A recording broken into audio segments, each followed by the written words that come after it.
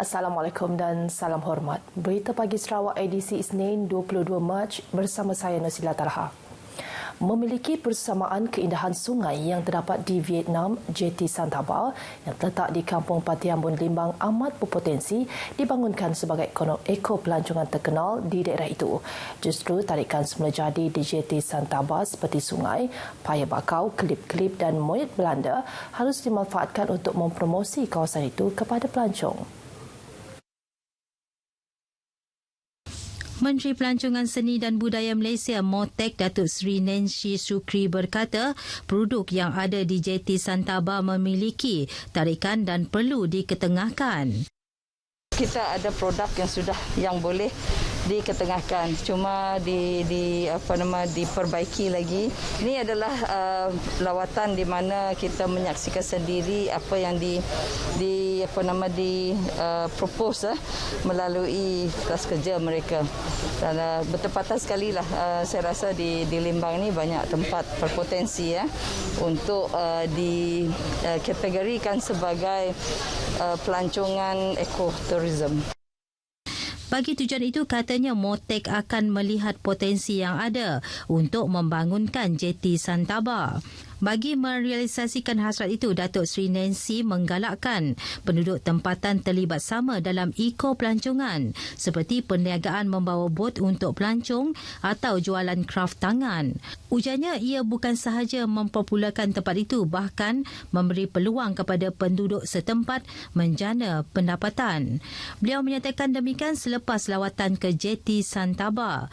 Datuk Seri Nancy serta rombongan Motek menamatkan lawatan kerja rasmi selama 3 hari ke Limbang yang berakhir semalam. Perkembangan COVID-19 di Sarawak. Jawatan Kuasa Pengurusan Bencana Negeri JPBN memaklumkan kes kematian akibat jangkitan COVID-19 meningkat kepada 97 kes lepas 1 kes baharu kematian dilaporkan semalam. 1 kes kematian baharu yang dilaporkan semalam melibatkan lelaki tempatan berumur 66 tahun dari Sibu. Kes mempunyai komorbid penyakit buah pinggang tahap akhir, kencing manis dan darah tinggi itu disahkan meninggal dunia Jumaat lepas. Sementara itu, jumlah kes positif jangkitan COVID-19 turut mencatatkan peningkatan kepada 14,250 kes semalam dengan penambahan sebanyak 276 kes baharu positif. Daerah Sibu mencatatkan jumlah tertinggi dengan 68 kes, diikuti Bintulu 66, Miri 50, Julau 25, Kuching 19, Meradong 16, Serian 10, Betong dan Kapit 5, Sri Aman dan Subis 3, Song 2. Manakala Samarahan, Serike Sebauh dan Tanjung Manis mencatatkan 1 kes. Jabatan Kesihatan Negeri juga mengisytiharkan 1 kluster tamat iaitu kluster Sebangkoi Sri Aman menjadikan jumlah kluster masih aktif adalah sebanyak 34 kluster. Dalam pada itu, terdapat 197 kes baharu yang telah pulih dan dibenarkan discharge dari hospital semalam, menjadikan jumlah kes telah pulih setakat ini seramai 11,388 orang. Tiada kes positif direkodkan daripada 643 sampel hari kedua aktiviti pengesanan kes secara aktif ACD Kampung Hilir di Sibu semalam. Menurut Menteri Muda Perumahan dan Kesihatan Awam, Dr. Anwar Rapai, setakat ini hanya 6 didapati positif iaitu sampel pada hari pertama. ACD Kampung Hilir, Menteri Muda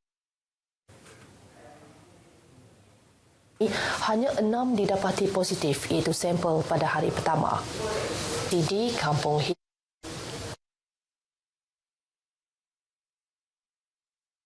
pertambahan 9 kes setakat ini. Namun katanya kesemua 9 kes positif itu melibatkan individu yang telah ditempatkan di pusat kuarantin di Sibu. Tapi saya bersyukur kerana ACD di Kampung Hilir dan di sekitarnya, di Kampung Baru, Kampung Datuk Lama, di Padris, saya anggap yang berjaya. Dan positivity rate yang rendah macam itu menunjukkan bahawa kita di siap ada jangkitan yang menular macam di tempat-tempat lain. Dr. Anwar yang juga ahli Dewan Undangan Negeri Nangka berkata demikian semasa sesi live Facebook semalam. Setakat ini, kluster Jalan Kampung Hilir telah mencatatkan sebanyak 53 kes positif. Seramai 1,404 orang terdiri pada petugas Barisan Harapan di Bintulu telah menerima suntikan pertama vaksin COVID-19 di Pusat Vaksinasi Dewan Sri Kenyalang Universiti Putra Malaysia Kampus Bintulu. Manakala baki seramai 366 penerima akan disuntik hari ini di lokasi sama. Keseluruhannya 1,770 dos suntikan diperuntukkan kepada Bintulu bagi kelompok kedua ini. Timbalan Ketua Polis Daerah Bintulu DSP James Reyes menyatakan penghargaan kerana Barisan Harapan khususnya anggota polis diberi peluang menerima dos suntikan vaksin COVID-19. Terima kasihlah kepada pihak KKM dan juga Kerajaan Malaysia kerana telah membuat vaksinasi ini kepada semua rakyat di Malaysia ini, especially untuk frontliner. Barisan Harapan akan dibuat secara berperingkat-peringkat dan semua akan menerima vaksinasi ini. Kita sebagai cikgu di sebagai frontliner, jadi amat bertuah lah dapat menerima vaksin awal, dan selepas suntikan ini saya merasa ada confidence sedikit dan syukur alhamdulillah tak ada apa-apa kesan sampingan lah. Manakala penerima-penerima suntikan vaksin yang ditemui pemberita mengakui tidak mengalami sebarang gejala selepas menerima suntikan walaupun mempunyai sejarah alahan atau penyakit berisiko. Dan untuk diri saya sendiri, so far selepas divaksin, saya merasa alhamdulillah tak ada apa-apa. For now lah, tak ada apa-apa dan harap segala berjalan dengan lancar lah. Kami sedang rasa apa-apa, even kami ada allergic to seafood. So, kami galakkanlah untuk orang-orang yang di luar nun, even ada allergic seafood atau ubat, pihak KKM situ akan padahlah untuk kita rest 30 minit after ambil dos pertama tu. Para penerima suntikan akan dipantau selama 15 minit bagi yang tidak berisiko dan 30 minit bagi individu yang berisiko. Janji temu bagi suntikan dos kedua diberikan sebelum penerima beredar meninggalkan pusat vaksinasi. Warga pendidik yang merupakan sebahagian kumpulan Barisan Harapan wajar diberi keutamaan untuk menerima suntikan vaksin COVID-19. Presiden Kesatuan Guru Bumiputra Sarawak, KGBS Ahmad Mali berkata, sekiranya warga guru diberikan suntikan, ia akan meyakinkan ibu bapa untuk menghantar anak-anak mereka ke sekolah. Dedah Ahmad Mali, KGBS juga mendapati bahawa belum ada dalam kalangan warga guru yang menerima suntikan vaksin COVID-19 setakat ini. KGBS menggesa agar warga guru perlu diberi keutamaan untuk menerima suntikan vaksin tersebut. Beliau berkata demikian pada sidang media bersama-sama pegawai tertinggi KGBS di Kuching. Ahmad Mali juga memberitahu KGBS menyambut baik inisiatif di bawah bantuan Program Strategik Memperkasa Rakyat dan Ekonomi Pemerkasa yang diumumkan oleh Perdana Menteri Tan Sri Muhyiddin Yassin pada Rabu lepas. Ini termasuk usaha kerajaan untuk mempertingkatkan tahap capaian internet di bawah inisiatif mengurangkan jurang digital dan pemberian subsidi RM300 untuk membeli peranti. Katanya dengan inisiatif tersebut ia dapat membantu ibu bapa terutama daripada kumpulan B40 untuk membeli peranti bagi kegunaan pembelajaran anak-anak mereka. KGBS yakin usaha ini merupakan langkah yang terbaik dilakukan oleh kerajaan bagi meningkatkan kualiti kehidupan rakyat. Seramai 152 orang daripada golongan asnaf melibatkan 13 buah kampung di Kuching menerima sumbangan bersempena hari terakhir program Majlis Salinan Kasih semalam. Sumbangan disampaikan oleh isteri yang di-Pertua Negeri Sarawak, Tuan Datuk Patinggi Ragat Kurditai. Sumbangan disampaikan di Surau Taman Sepakat Jaya, Dewan Masyarakat Kampung Gobil, Masjid Imanuddin Kampung Bakolot dan Masjid Darul Ikhwan Muara Tebas. Barangan sumbangan berupa keperluan asas seperti beras, biskut dan tepung selain wang tunai.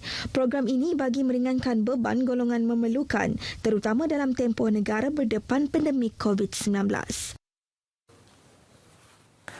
Orang awam khususnya komuniti nelayan dan individu yang gemar mencari sumber hasil hutan dinasihati supaya sentiasa mengambil kira aspek keselamatan sebelum melakukan aktiviti mereka. Ketua Bomba dan Penyelamat Zon Miri, Penguasa Bomba Kanan 1, Lopoh Kiong berkata antara aspek keselamatan yang wajib dititik beratkan ialah menggunakan jaket keselamatan dan memastikan alat perhubungan boleh dihubungi. Lau Poh Kiong juga mengingatkan orang awam supaya memantau ramalan cuaca berikutan keadaan cuaca yang tidak menentu, khususnya keadaan laut berombak atau keluar ke hutan pada waktu petang atau malam. Beliau dihubungi pemberita menyatakan demikian bagi mengulas kejadian orang hilang di laut dan hutan di Miri. Bagaimanapun, beliau menyatakan pihak bomba sentiasa bersiap sedia bagi memastikan keselamatan orang ramai, namun memerlukan kerjasama semua pihak untuk kebaikan semua. Kesatuan Guru Bumiputera Sarawak KGBS menggesa Kementerian Pendidikan Malaysia agar dapat mengisi kekurangan guru di negeri ini. Presiden KGBS Ahmad Mali berkata isu kekurangan guru di sekolah-sekolah ini perlu diambil tindakan dengan segera demi kepentingan pembelajaran para murid. Jelas Ahmad Mali, KGBS menerima aduan daripada para guru yang mengeluh dengan situasi kekurangan guru di sekolah mereka sehingga menimbulkan masalah kepada pentadbiran sekolah termasuk pengagihan mata pelajaran untuk guru dan tugas lain. Kita mengharapkan mana-mana pihak saja, mana-mana guru yang boleh membantu. Tak kira dari Sarawak ataupun Semenanjung dan Sabah. Sebab kalau kita pilih berdasarkan wilayah, kita masih khawatir masih wujud kekurangan guru. KGBS juga mengalu-alukan anak-anak Sarawak untuk mengisi kekosongan tersebut seperti jawatan guru senaran dan guru yang membantu dalam program-program khas sekaligus membantu mengurangkan jumlah para graduan yang menganggur ketika ini. Beliau berkata demikian pada sidang media bersama-sama pegawai tertinggi KGBS di Kuching. Sekian berita pagi Sarawak edisi 22 Mac. Saudara, bersama kita putuskan rantaian kejangkitan COVID-19. Dapatkan suntikan vaksin dengan mendaftar melalui aplikasi MySejahtera atau di pejabat residen bahagian kawasan anda. Terus patuh SOP. Saya Nusla Talha, sehingga berjumpa lagi. Assalamualaikum.